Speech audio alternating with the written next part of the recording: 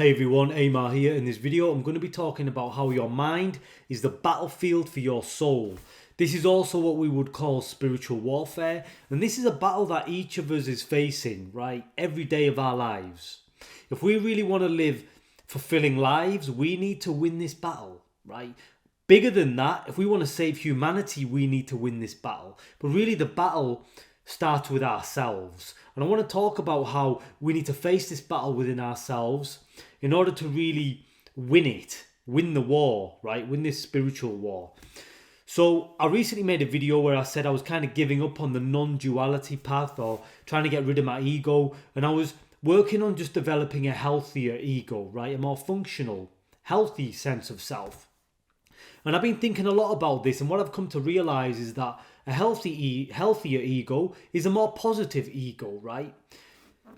An unhealthy ego is what I call a neurotic ego. A neurotic ego has a lot of negativity attached to it. Whatever shape or form that is, trauma, anxiety, depression, I don't know, whatever it is, right? That's a lot of negativity. The next level of development is a healthy, functional ego. We define that by more positive states of being, right? You'll know if you have a healthier ego if you usually predominantly experience positive states. If your set point is more positive. For many of us, our set point is negative, right? That's the neurotic ego. So we win this battle, this spiritual battle, by becoming more positive people, right? Once you become a more positive person, you can go to the next level, and that's to transcend your ego altogether, if that's what you want to do. But like I've said, I've kind of give up on that for now. Maybe in the future I'll revisit it, but for now I'm just working on cleaning out my character, strengthening my character. And this is where the spiritual battle is won, right? Because most of us living on this planet don't have healthy egos, right? We're living from neurotic egos, so we need to start to develop healthier characters, become better people. So an analogy I have for this, imagine that you are your own kingdom, right? Each of us have our own inner world, and that is our kingdom, right? It's our responsibility to take care of our kingdom. So if we've got stuff going on in our kingdom that we don't like, and it's negative and it makes us feel bad, we have no power over our inner kingdom, right? Something else is controlling us. Obviously, we can't control the world. Like, the world is just going to do what the world does. Like, we have very limited power over what happens in our lives on the outside and what happens in the world. But our true power lies in what happens within us, right? This is our kingdom. But the problem is, most of us are not even winning this battle, right? We're losing the battle, our internal battle every day. So that's really a good analogy that I like, is that you have a kingdom. It's your responsibility to rule that kingdom. If you don't rule that kingdom, all types of shady characters are going to rule it, right? Are going to just rebel and cause disorder and chaos and make you suffer. So keep that analogy in mind, because the next thing I'm going to talk about is a little bit out there. It's things that I haven't really talked about before, but I've just stumbled across this information and I feel like there's a shred of truth in it, right? You might have already heard about these things, but just keep an open mind if you haven't. And what I've been learning and reading about is that there's potentially negative forces or negative energies that are on our planet, right? And they are manipulating humans. These negative forces, these negative energies, whatever they may be, feed off our negativity, right? So the whole agenda, on some level, is to keep human beings feeling trapped, feeling negative, feeling down, right? Because when we're feeling negative, when we're losing that inner war, whatever negative forces and entities and stuff is out there benefits from that, right? It benefits from us being negative because it manipulates our energy and it feeds off it. Another word for this is energetic vampirism. Like I said, I know this is a little bit out there, but if you keep an open mind and you consider kind of the way the world is right now, there's so many people have mental health problems. I don't know the history of mental health, but I'm making an assumption right now we have more mental health problems than probably any time throughout human history. You switch on the TV for like 2 minutes, there's so much negativity in our world. Like, it's just constant. It seems to be becoming more and more, right? So it's like we're almost being indoctrinated by this negativity all the time. And is there potentially an agenda behind that? if we're constantly being influenced, made to feel negative, and our negativity is feeding into something, right, potentially, then we're literally being exposed. We're giving our power away, right? And we have very little power over our lives because we're just victims, right? So this is where the spiritual battle is. One is that we need to take our power back. And we do that by mastering our own inner kingdom. Each single one of us, right? This is how we become a soldier of God, essentially, or some type of spiritual warrior. We learn to master our inner world, right? Because when we start to get positive, when we develop a healthier ego, let's say, and our set point becomes more positive, we become good people, not doing bad things and stuck in these negative states, then these negative forces I'm talking about can't touch you, right? These negative forces cannot stand to be around a positive, evolved individual, someone who's conquered their domain, right? So this is the power in that. Not only will these things not bother you, these negative forces, but you will actually be able to change your life more effortlessly.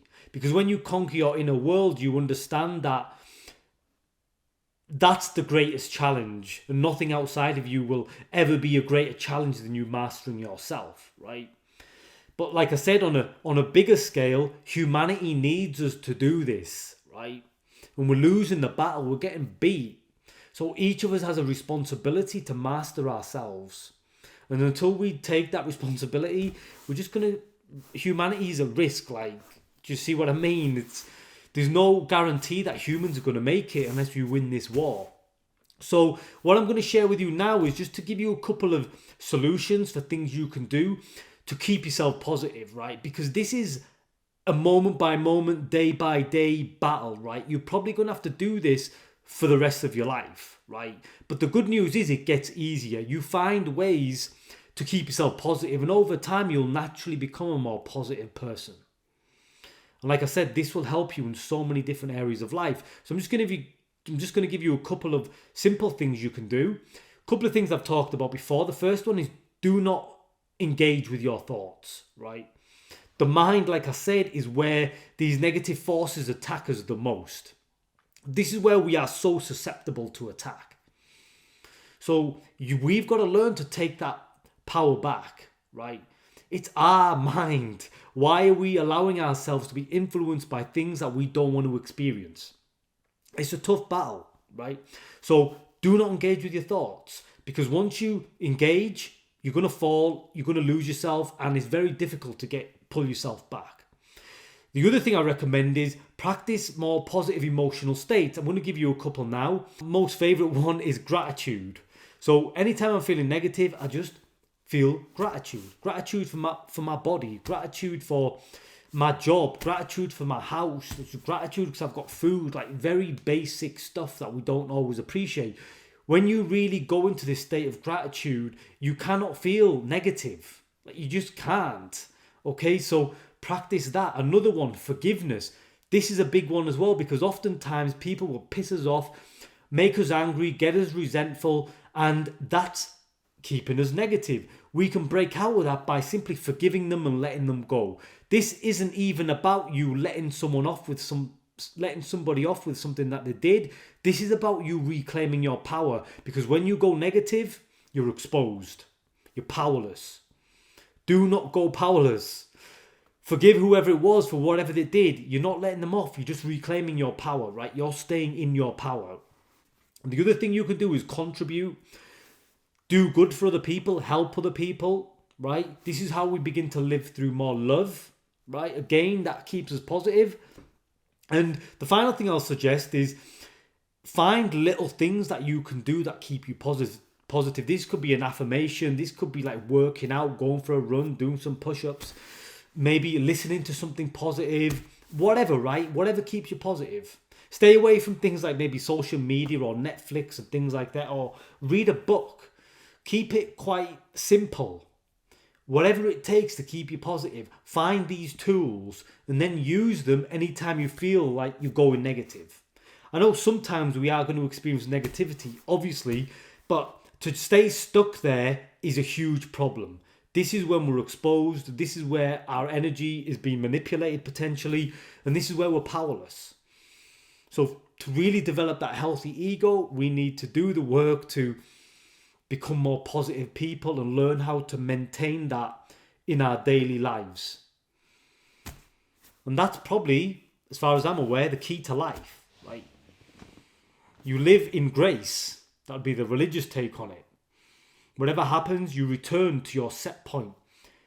Over time, it'll become your unconscious, subconscious state of being, right? You'll just be a positive person who does good things, who might feel something negative, but always pulls themselves back. This is mastery over your domain, right?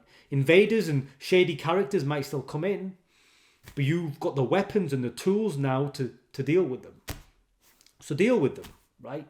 Be free. When each of us wins this battle within ourselves, collectively we become more powerful, right? This is great work. So that is everything I have to talk about in a video. I know I did put some ideas out there that I don't really talk about, but I just stumbled across this information. I wasn't looking for it. And it, like I said, something in it resonated with me and I got interested, so I thought I'd share the video with you. But for now, that is everything I have to talk about. If you enjoyed the video, if you could please go ahead, give a like, share, subscribe. It really helps me out. Check out my book if you haven't already. I'll put a link down below. But until next time, remember to keep living free and being free. Peace.